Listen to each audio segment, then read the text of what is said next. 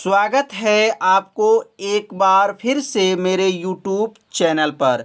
तो आज क्लास 12 के भौतिक विज्ञान अभ्यास 3 में आज हम लोग समझेंगे सेल के टर्मिनल विभवांतर, वैद्युत वाहक बल तथा आंतरिक प्रतिरोध में संबंध। मतलब सूत्र का निगमन करना है। टर्मिनल विभवांतर हो, वैद्युत वाहक बल और आंतरिक प्रतिरोध में क्या संबंध होता है, इसका सूत्र का निगमन आज इस वीडियो में बताया जाएगा। तो यहाँ सबसे पहले आप इस चित्र को पहले बना लीजिए या इस चित्र को शॉर्ट स्क्रीन ले लीजिए।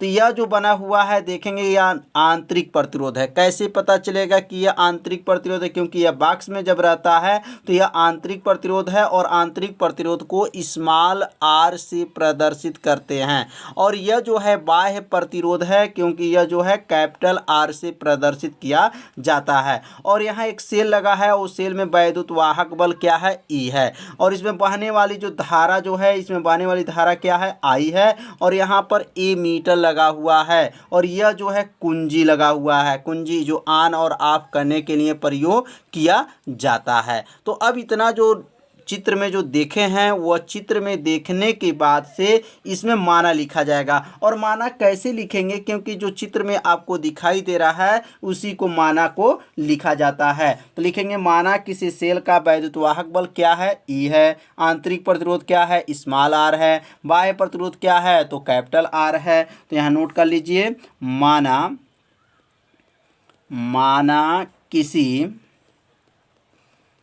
माना किसी सेल का आंतरिक प्रतिरोध, सेल का वैद्युत वाहक बल, सेल का क्या लिखेंगे? वैद्युत वाहक बल। सेल का वैद्युत वाहक बल तो किससे प्रदर्शित करेंगे? तो सेल का वैद्युत वाहक बल जो है ई है। जबकि टर्मिनल विभवांतर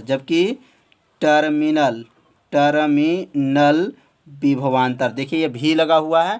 टर्मिनल विभवांतर किससे प्रदर्शित करते हैं? तो टर्मिनल विभवांतर को भी से प्रदर्शित करते हैं। भी है आंतरिक प्रतिरोध। तो आंतरिक प्रतिरोध इसमें क्या है? तो आंतरिक प्रतिरोध जो है क्या है? आर है, स्मॉल आर। तथा बाह्य प्रतिरोध, तथा क्या लिखेंगे? बाह्य प्रतिरोध किससे प्रदर्शित करते हैं? तो बाह्य प्रतिरोध को आर से प्रदर्शित करते हैं। आर, तो बाह्य प्रतिरोध आर है। तो अब तो के नीचे कामा लिख लेंगे। तो इतना जो है माना लिखा गया। तो माना कहाँ से लिखा गया? चित्र में आपको दिखाई दे रहा है, उसमें बहने वाली धारा भी आपको आई है। तो इसमें चाहे तो लिख सकते हैं इसमें बहने वाली धारा क्या है?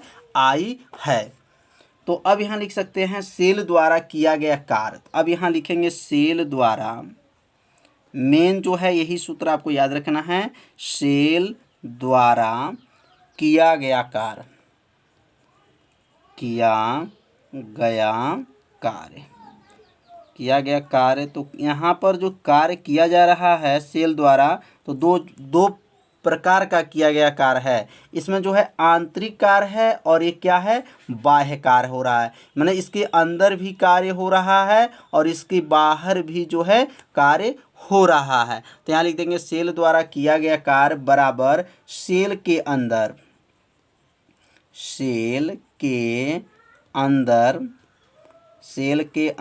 कार्य। सेल के अंदर क्या लिखेंगे? कार्य प्लस सेल के बाहर कार्य। एक बार अंदर कार्य हुआ है और एक बार क्या हुआ है?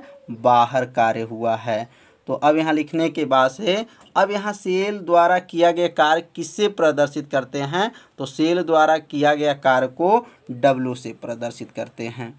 बराबर होगा सेल के अंदर कार्य। तो सेल के अंदर कार्य मतलब सेल, और यहाँ कार्य लिखेंगे आपका यहाँ पर W आंतरिक है, मतलब सेल के जो अंदर जो किया गया कार्य है प्लस हो गया। और यहाँ लिखेंगे W जो है लिखेंगे यहाँ पे लिखेंगे बाय है, W क्या हो जाएगा, बाह्य। मतलब कार्य बराबर या आंतरिक कार्य प्लस या बाह्य कार्य, मतलब सेल का आंतरिक कार्य प्लस सेल का बाहरी कार्य। अब यहाँ पे जो है W का एक सूत्र होता है, आप सभी विद्यार्थी पढ़े होंगे।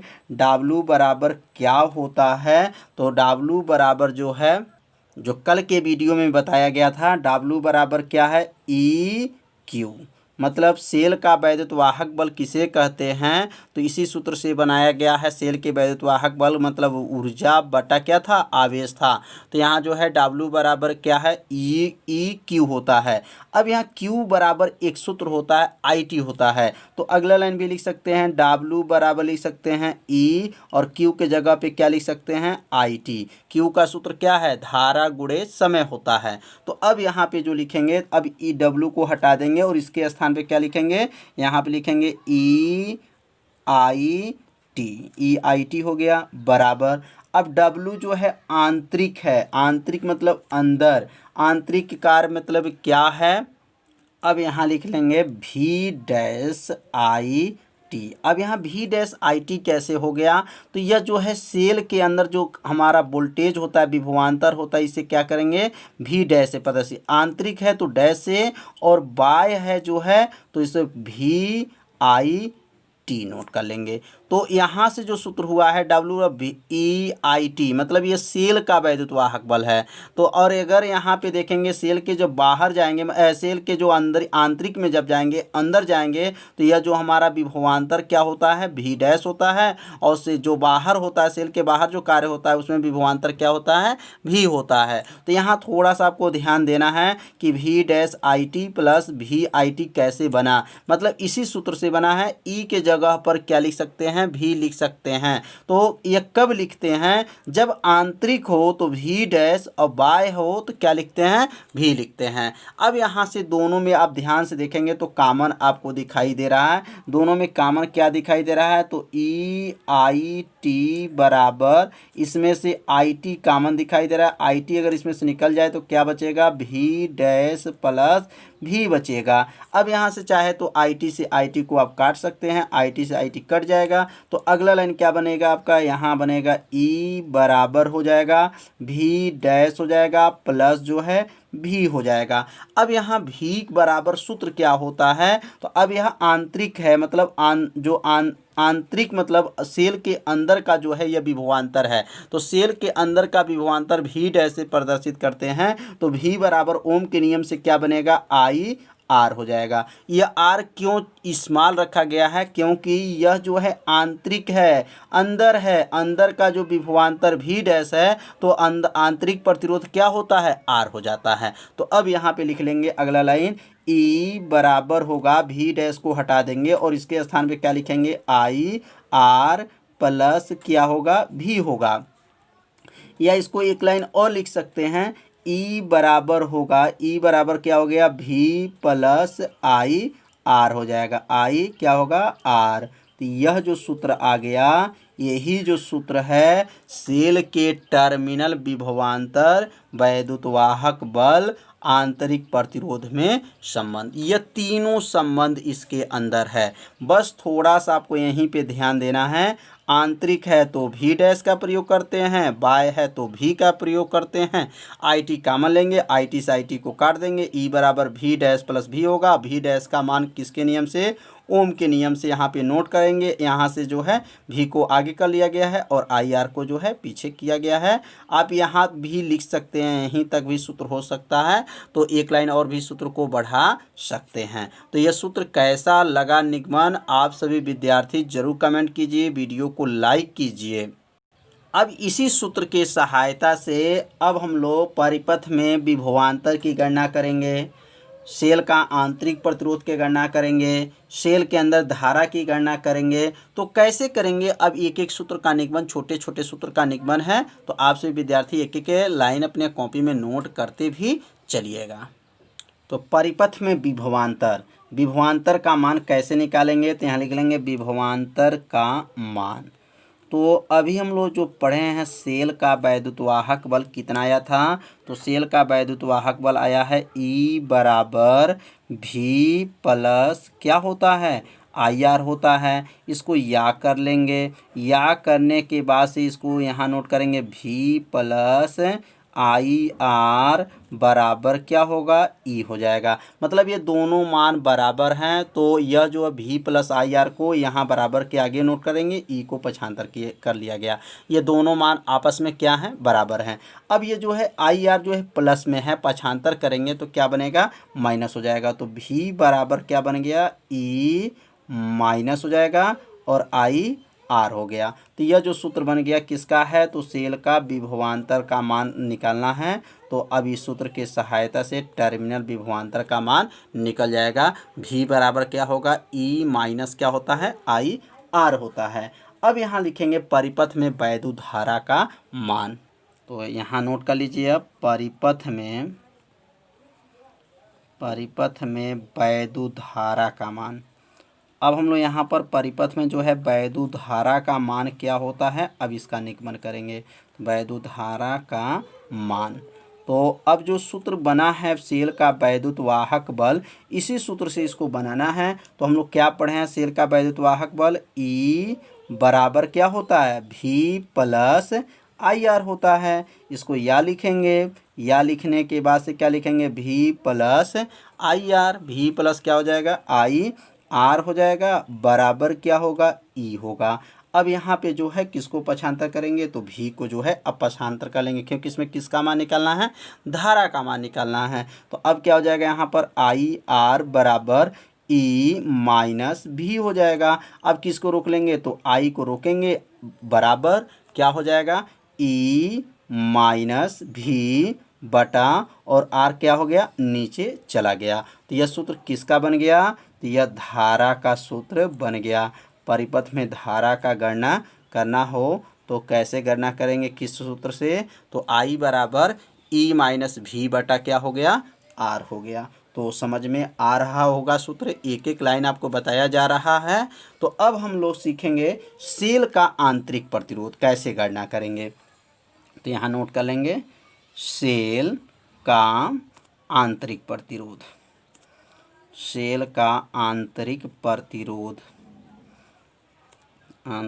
प्रतिरोध का मान कैसे गणना होगा, बहुत आसान है, बस थोड़ा सा आपको ध्यान देना है। सेल का आंतरिक प्रतिरोध का मान, क्या सूत्र अभी पढ़े हैं हम लोग, अभी हम लोग ऊपर जो सूत्र ध्यान दीजिए क्या है, ई बराबर क्या है, तो ई बराबर है, ई बराबर भी प्लस क्या है, आई आर है। इसको या कर लेंगे, या करने के बाद से क्या लिखेंगे, भी प्लस आई आर बराबर क्या होगा, ई होगा। किसको पक्षांतर करेंगे, तो इसमें भी को पक्षांतर कर लेंगे, तो आई आर बराबर क्या होगा, ई माइनस भी। और अब जो है आर को रोक लेंगे, किसको नीचे भेजेंगे, तो अब यहाँ जो है आर को रोक लेंगे तो किसको नीचे भेज सकते हैं, आई को नीचे भेज सकते हैं। तो ई माइनस भी बटा क्या होगा, आई हो जाएगा। तो यह जो सूत्र बन गया सेल का आंतरिक प्रतिरोध का सूत्र आ गया। तो इस सूत्र के सहायता से एक और सूत्र का निगमन किया जा सकता है। तो अब यहाँ से एक एक लाइन और भी समझ लीजिए। तो कैसे होगा, आर बराबर होगा जो ई बटा आई जो है इसको अलग अलग कर लेंगे। तो ई बटा क्या हो जाएगा, आई हो जाएगा, माइनस हो गया भी बटा आई हो जाएगा। तो यहाँ जो है आई जो है दोनों के नीचे है, मतलब ई माइनस भी के नीचे जब हर में हो तो उसको क्या करते हैं, अलग अलग कर सकते हैं। तो अब जो है यहाँ पे ध्यान से देखेंगे तो ये तो सूत्र दिखाई दे रहा है, किसके नियम से, तो ओम का सूत्र है। ओम का सूत्र क्या होता है, तो प्रतिरोध बराबर होता है, आर बराबर हो जाएगा भी बटा आई, मतलब धारा बटा विभवांतर बटा क्या होता है, धारा होता है। तो यह जो तो सूत्र बन गया किसका है, आर का सूत्र है।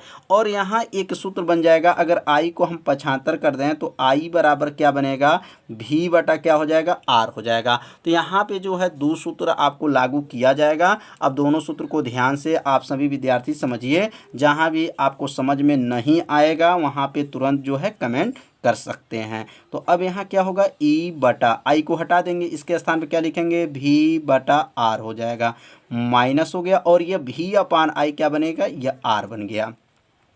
तो ये जो नीचे है वो कहाँ जाएगा, तो ये सबसे ऊपर चला जाएगा, ये सबसे ऊपर चला गया। तो यहाँ सबसे ऊपर जब जाएगा तो क्या बनेगा, आर बराबर होगा ई आर बटा भी माइनस आर हो जाएगा। अब इसमें से कॉमन क्या दिखाई दे रहा है, अब यहाँ से इसमें से दोनों में देखेंगे ध्यान से तो कॉमन दिखाई दे रहा है। क्या कॉमन दिखाई दे रहा है, तो इसमें आर जो है कॉमन दिखाई दे रहा है। तो यहाँ से आर कॉमन ले लेंगे तो अंदर क्या बचेगा, ई बटा भी माइनस, और आर जब बाहर हो गया तो यहाँ का बचेगा, एक बचेगा।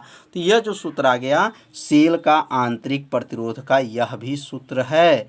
किसके किसके पदों में है, तो बाह्य प्रतिरोध है, सेल का वैद्युत वाहक बल है, टर्मिनल विभवांतर है। तो यह सूत्र को आप सभी विद्यार्थी याद रखिएगा, क्योंकि इसी सूत्र के सहायता से आगे चल के न्यूमेरिकल का प्रयोग किया जाएगा, इस अभ्यास प्रश्नों को हल किया जाएगा। तो सेल का आंतरिक प्रतिरोध अच्छे से समझ में आ गया होगा। सेल के आंतरिक प्रतिरोध दो सूत्र आपको बताया गया, दोनों सूत्र को याद रख लीजिएगा। तो कल हम लोग पढ़ेंगे सेलों का संयोजन। सेलों का संयोजन कितने विधियों द्वारा होता है, तो सेलों का संयोजन जो है 3 विधियों द्वारा होता है। पहला जो है श्रेणी क्रम, दूसरा समांतर क्रम और तीसरा जो है मिश्रित क्रम। तो कल के वीडियो में बताया जाएगा। तो आज का वीडियो कैसा था जरूर कमेंट कीजिए, वीडियो को लाइक कीजिए। यदि चैनल पर आप पहली बार आए होंगे तो मेरे चैनल को सब्सक्राइब जरूर कीजिए, घंटी दबाना मत भूलिए। तो कल मिलते हैं शाम को 6 बजे, तब तक के लिए सभी विद्यार्थियों को नमस्कार।